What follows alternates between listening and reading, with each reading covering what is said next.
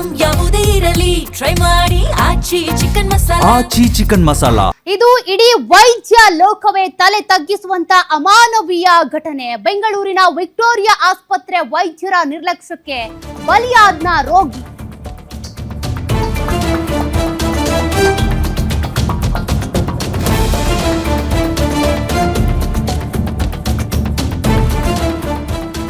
ಆಸ್ಪತ್ರೆಗೆ ಅಡ್ಮಿಟ್ ಆಗಿದ್ದಂತ ರೋಗಿ ವೈದ್ಯರ ನಿರ್ಲಕ್ಷ್ಯಕ್ಕೆ ಬಲಿಯಾದ್ನ. ಇನ್ಫೆಕ್ಷನ್ ಆಗಿದೆ ಅಂತ ಅಡ್ಮಿಟ್ ಮಾಡ್ಕೊಂಡಿದ್ರು, ಆದ್ರೆ ಎಡವಟ್ಟು ಮಾಡಿದ್ರ ವೈದ್ಯರು. ಮರ್ಮಾಂಗದಲ್ಲಿ ಗಡ್ಡೆ ಬೆಳೆದ ಹಿನ್ನೆಲೆ ವಿಕ್ಟೋರಿಯಾ ಆಸ್ಪತ್ರೆಗೆ ನವಾಜ್ ಅಂತೇಳಿ ದಾಖಲಾದಂತ ವ್ಯಕ್ತಿ ಮರ್ಮಾಂಗವನ್ನ ಕೊಯ್ದು ಸ್ಟಿಚಿಂಗ್ ಮಾಡದೆ ಮನೆಗೆ ಕಳುಹಿಸಿದಂತ ಆರೋಪ ಇದೆ. ಮರ್ಮಾಂಗದ ಬಾಧೆ ತಾಳೋದಕ್ಕಾಗದೆ ನರಳಿ ಪ್ರಾಣ ಬಿಟ್ಟಂತ ರೋಗಿ ನವಾಜ್ ಕಳೆದ 10 ದಿನಗಳ ಹಿಂದೆ ಮೃತಪಟ್ಟಿರುವಂತ 45 ವರ್ಷದ ಶಾ ನವಾಜ್ ಎಂಬ ವ್ಯಕ್ತಿ. ಹಾಗಾದ್ರೆ ಆಸ್ಪತ್ರೆಯಲ್ಲಿ ಅಷ್ಟು ದಿನಗಳ ಕಾಲ ಅಡ್ಮಿಟ್ ಆದಾಗ ಏನಾಯ್ತು? ಸರಿಯಾದ ಕಮ್ಯುನಿಕೇಶನ್ ಆಗಿರ್ಲಿಲ್ವಾ? ಆ ವ್ಯಕ್ತಿಯ ಸಾವಿಗೆ ಕಾರಣ ಯಾರು? ಹೊಣೆ ಹೊತ್ಕೊಳ್ಬೇಕಾದವ್ರು ಯಾರು ಅಂತ ಆಸ್ಪತ್ರೆಗೆ ಹೋಗಿ ದಾಖಲಾಗಿದ್ದಂತ ವ್ಯಕ್ತಿ ಮೃತಪಟ್ಟಿದ್ದಾನೆ. ವೈದ್ಯರ ನಿರ್ಲಕ್ಷ್ಯಕ್ಕೆ ಬಲಿಯಾಗಿದೆ ಅನ್ನೋದು ಕುಟುಂಬಸ್ಥರ ಆರೋಪ. ವಿಕ್ಟೋರಿಯಾ ಆಸ್ಪತ್ರೆಯಲ್ಲಿ ನಿಜಕ್ಕೂ ಆಗಿದ್ದಾದ್ರೂ ಏನು? ಹಾಗಾದ್ರೆ ಚಿಕಿತ್ಸೆ ಕೊಟ್ಟು ಬದುಕಿಸಬೇಕಾದಂತ ವೈದ್ಯರೇ ಈತನ ಸಾವಿಗೆ ಕಾರಣ ಆದ್ರ? ಆರೋಪ ಕೇಳಿಬಂದಿದೆ. ಸರಿಯಾಗಿ ಇಲ್ಲಿ ಕಮ್ಯುನಿಕೇಟ್ ಆಗಿಲ್ಲ ಅಂತ ಕೊಯ್ದಿದ್ದಾರೆ, ತದನಂತರ ಸ್ಟಿಚಿಂಗ್ ಮಾಡಿಲ್ಲ, ಹಂಗೆ ಮನೆಗೆ ಕಳ್ಸಿದ್ರಂತೆ. ಮತ್ತೆ ವಾಪಸ್ ಬಂದು ಅಡ್ಮಿಟ್ ಆದ್ರೂ ಕೂಡ ಸೂಕ್ತ ಚಿಕಿತ್ಸೆ ಆಗಿಲ್ಲ. ಹೀಗಾಗಿ ಆತ ಮೃತಪಟ್ಟಿದ್ದಾನೆ. ಬಾಧೆ ತಾಳೋದಕ್ಕಾಗದೆ ನರಳಿ ಪ್ರಾಣ ಬಿಟ್ಟಿದ್ದಾನೆ. ಇಡೀ ವೈದ್ಯ ಲೋಕವೇ ತಲೆ ತಗ್ಗಿಸಬೇಕಾದಂತ ಘಟನೆ ಇದು. ಯಾಕೆಂದ್ರೆ ವೈದ್ಯರನ್ನ ದೇವರ ಸ್ವರೂಪದಲ್ಲಿ ನೋಡ್ತೀವಿ. ಏನೇ ಕಾಯಿಲೆ ಬಂದ್ರೂ ಕೂಡ ಬದುಕಿಸ್ಕೊಡ್ತಾರಪ್ಪ ನಮ್ಮನ್ನ ಅಂತ. ಸಾಯೋ ಟೈಮ್ನಲ್ಲೂ ಕೂಡ ನಾವು ಅವ್ರನ್ನ ದೇವ್ರ ರೀತಿಯಾಗಿ ಟ್ರೀಟ್ ಮಾಡ್ತೀವಿ. ಕಾರಣ ನಮ್ಮನ್ನ ಅವ್ರು ಚೆನ್ನಾಗಿ ಟ್ರೀಟ್ಮೆಂಟ್ ಮಾಡಿ ಮನೆಗೆ ಕಳಿಸ್ತಾರೆ ಅಂತ.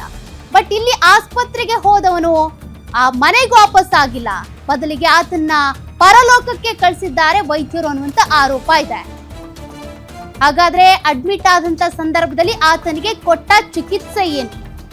ಮರ್ಮಾಂಗ ಕೊಯ್ದಿದ್ದಾರೆ, ಆದ್ರೆ ಸ್ಟಿಚಿಂಗ್ ಮಾಡಿಲ್ಲ, ಹಾಗೆ ಕಳಿಸಿದ್ದಾರೆ ಅನ್ನೋ ಆರೋಪ ಇದೆ. ಅದಾದ್ಮೇಲೆ ಏನಾಯ್ತು? ಇನ್ಫೆಕ್ಷನ್ ಅಂತ ಹೋದಂತ ವ್ಯಕ್ತಿ ಮರ್ಮಾಂಗದಲ್ಲಿ ಗಡ್ಡೆ ಬೆಳೆದಿದೆ ಅಂತ ವೈದ್ಯರು ಹೇಳಿದ್ರು. ತದನಂತರದಲ್ಲಿ ಕಟ್ ಮಾಡಿದ್ದಾರೆ, ಆದ್ರೆ ಸ್ಟಿಚಿಂಗ್ ಹಾಕಿಲ್ಲ. ಹಾಗಾದ್ರೆ ಈ ಟ್ರೀಟ್ಮೆಂಟ್ ಕೊಟ್ಟಿದ್ಯಾರು? ಅವರ ತಲೆದಂಡ ಆಗುತ್ತಾ? ಓರ್ವ ವ್ಯಕ್ತಿಯ ಪ್ರಾಣವನ್ನೇ ಕಸಿದುಕೊಂಡಿದ್ದಾರೆ. ಇದೆಲ್ಲದಕ್ಕೂ ಹೊಣೆ ಯಾರು ಅಂತ ವಿಕ್ಟೋರಿಯಾ ಆಸ್ಪತ್ರೆಯಲ್ಲಿ ವೈದ್ಯರ ನಿರ್ಲಕ್ಷ್ಯಕ್ಕೆ ಓರ್ವನ ಬಲಿಯಾಗಿದೆ. ತನ್ನ ಇಡೀ ಮನೆಗೆ ಆಧಾರ ಸ್ತಂಭ ಆಗಿದಂತ ವ್ಯಕ್ತಿ ಸಾವನ್ನಪ್ಪಿದ್ದಾನೆ.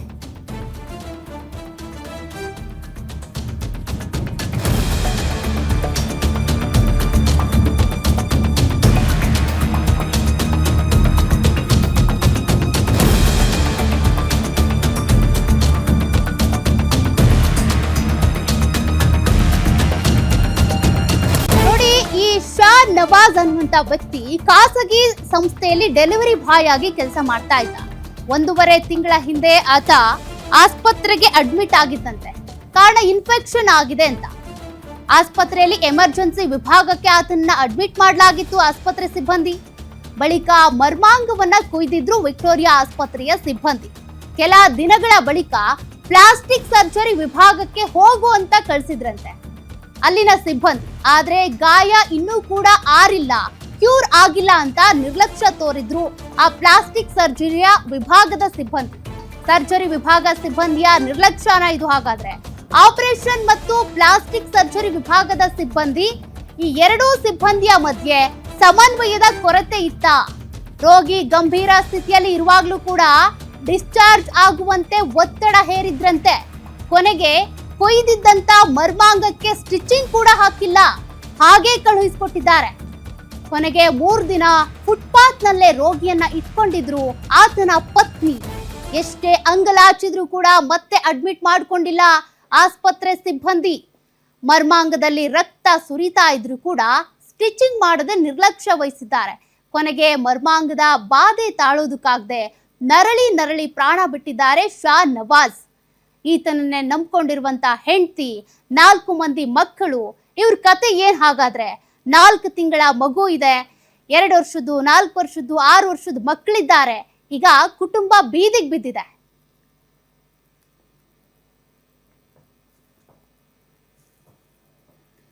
ಮತ್ತಷ್ಟು ಡೀಟೇಲ್ಸ್ ಕೊಡ್ತಾರೆ crime bureau head SK Manjunath. Desk live ಇಂದ ಜಾಯಿನ್ ಆಗ್ತಿದ್ದಾರೆ. ಮಂಜುನಾಥ್, ವೈದ್ಯರ ನಿರ್ಲಕ್ಷ್ಯಕ್ಕೆ ಒಂದು ಬಲಿ ಆಗಿದೆ ಅಂದ್ರೆ ತಪ್ಪಾಗೋದಿಲ್ಲ. ಸದ್ಯ ಈ ಆಸ್ಪತ್ರೆಯ ಸಿಬ್ಬಂದಿಯ ವಿರುದ್ಧ ಕಂಪ್ಲೇಂಟ್ ರೈಸ್ ಆಗಿದೆಯಾ? ಮುಂದೇನಾಗಬಹುದು? ಪಾಪ ಆ ಕುಟುಂಬಸ್ಥರ ಪರಿಸ್ಥಿತಿ ಹೇಗಿದೆ, ಅವರಿಗೆ ಆಶ್ರಯ ಹೇಗೆ ಅಂತ?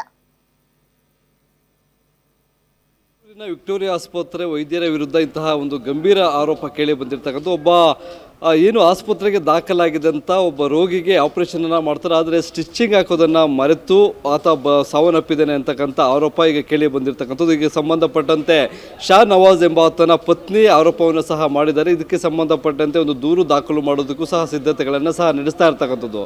ಬೆಂಗಳೂರಿನ ನಿವಾಸಿಯಾದಂಥ ಶಾ ನವಾಜ್ ಒಂದು ಖಾಸಗಿ ಕಂಪನಿಯಲ್ಲಿ ಡೆಲಿವರಿ ಬಾಯ್ ಆಗಿ ಕೆಲಸವನ್ನು ಮಾಡ್ತಾ ಇರ್ತಾನೆ. ಆದರೆ ಆತನ ಮರ್ಮಾಂಗ ಭಾಗದಲ್ಲಿ ಒಂದು ಗಡ್ಡೆ ಬೆಳೆದಿರುತ್ತೆ, ಅದನ್ನು ಆಪರೇಷನ್ ಮಾಡಿಸ್ಬೇಕು ಅನ್ನೋ ನಿಟ್ಟಿನಲ್ಲಿ ಕಳೆದ ಒಂದು ವಾರದ ಹಿಂದೆ ಅಷ್ಟೇ ವಿಕ್ಟೋರಿಯಾ ಆಸ್ಪತ್ರೆಗೆ ದಾಖಲಾಗಿರ್ತಾರೆ. ದಾಖಲಾದಂಥ ಸಂದರ್ಭದಲ್ಲಿ ಆತನ ಒಂದು ಮರ್ಮಾಂಗ ಭಾಗದಲ್ಲಿದ್ದಂಥ ಗಡ್ಡೆಯನ್ನು ಆಪರೇಷನ್ ಮಾಡಿ ತೆಗಿತಾರೆ.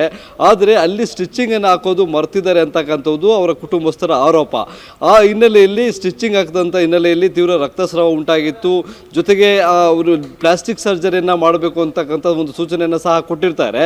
ಪ್ಲಾಸ್ಟಿಕ್ ಸರ್ಜರಿಯನ್ನು ಮಾಡೋದಕ್ಕೆ ಹೋದಂಥ ಸಂದರ್ಭದಲ್ಲಿ ಆ ಗಾಯ, ಏನು ಆಪರೇಷನ್ ಮಾಡಿರ್ತಕ್ಕಂಥ ಗಾಯ ಇನ್ನೂ ಮಾಸಿರೋದಿಲ್ಲ, ಇನ್ನೂ ಸಹ ಅಲ್ಲಿ ರಕ್ತಸ್ರಾವ ಉಂಟಾಗಿರುತ್ತೆ. ಹಾಗಾಗಿ ಅವರು ಸಹ ಸಂಪೂರ್ಣವಾಗಿ ರಕ್ತ ನಿಂತ ಬಳಿಕ ಅಂದರೆ ಪ್ಲಾಸ್ಟಿಕ್ ಸರ್ಜರಿಯನ್ನು ಮಾಡ್ತೇವೆ ಅನ್ನೋ ಒಂದು ಸಬೂಬುಗಳನ್ನು ಹೇಳಿ ವಾಪಸ್ ಕಳಿಸಿರ್ತಾರೆ. ಹೀಗಾಗಿ 3 ದಿನಗಳ ಕಾಲ ಅಲ್ಲೇ ಫುಟ್ಪಾತ್ ಮೇಲೆ ಆ ಒಂದು ರೋಗಿಯನ್ನು ಮಲಗಿಸ್ಕೊಂಡಿದ್ದಂಥ ಆತನ ಪತ್ನಿ ಏನು ನಂತರ ಹೋಗಿ ಆ ಒಂದು ಚಿಕಿತ್ಸೆಯನ್ನು ಕೊಡೋದಕ್ಕೆ ಹೋದಂಥ ಸಂದರ್ಭದಲ್ಲಿ ಯಾವುದೇ ರೀತಿಯಾಗಿ ಸ್ಟಿಚ್ಚಿಂಗು ಸಹ ಹಾಕದೆ ಅವರನ್ನು ಮನೆಗೆ ಕಳಿಸ್ಕೊಟ್ಟಿದ್ದಾರೆ ಅಂತಕ್ಕಂಥ ಒಂದು ಗಂಭೀರ ಆರೋಪ ಕೇಳಿ ಬರ್ತಾ ಇರ್ತಕ್ಕಂಥದ್ದು.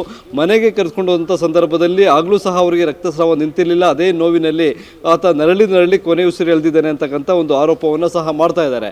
ಈ ಸಂಬಂಧಪಟ್ಟಂತೆ ಈಗ ಆತನನ್ನು ಯಾವಾಗ ಆಸ್ಪತ್ರೆಗೆ ದಾಖಲು ಮಾಡಿದ್ರು, ಯಾವ ಚಿಕಿತ್ಸೆಗಾಗಿ ದಾಖಲು ಮಾಡಿದ್ರು ಅನ್ನೋದ್ರ ಬಗ್ಗೆ ಮಾಹಿತಿಯನ್ನು ಕಲೆ ಹಾಕಿ ಯಾವ ವೈದ್ಯರು ಅವರಿಗೆ ಚಿಕಿತ್ಸೆಯನ್ನು ಕೊಟ್ಟರು, ಜೊತೆಗೆ ಆಪರೇಷನ್ ಮಾಡಿದ್ದು ಯಾರು, ಇವರ ವಿರುದ್ಧ ಒಂದು ದೂರನ್ನು ದಾಖಲು ಮಾಡೋದಕ್ಕೆ ಸಂಬಂಧಪಟ್ಟಂತೆ ಅವರು ಪೊಲೀಸರಿಗೆ ಒಂದು ದೂರನ್ನು ಕೊಡೋದಕ್ಕೆ ಸಿದ್ಧತೆಗಳನ್ನು ನಡೆಸ್ಕೊಳ್ತಾ ಇದ್ದಾರೆ. ಮತ್ತೊಂದು ಕಡೆ ಇಲ್ಲಿ ವೈದ್ಯರ ನೆಗ್ಲಿಜೆನ್ಸಿ ಎದ್ದು ಕಾಣ್ತಾ ಇರ್ತಕ್ಕಂಥ ಹಿನ್ನೆಲೆಯಲ್ಲಿ ಯಾವ ಒಂದು ಪ್ರಕರಣವನ್ನು ದಾಖಲು ಮಾಡಿಕೊಂಡು ತನಿಖೆಯನ್ನು ಕೈಗೊಳ್ತಾರೆ ಅನ್ನೋದನ್ನು ನೋಡಬೇಕಾಗುತ್ತೆ. ಸೌಖ್ಯ. ಓಕೆ, ಥ್ಯಾಂಕ್ ಯು ಮಂಜುನಾಥ್ ಮಾಹಿತಿಗೆ.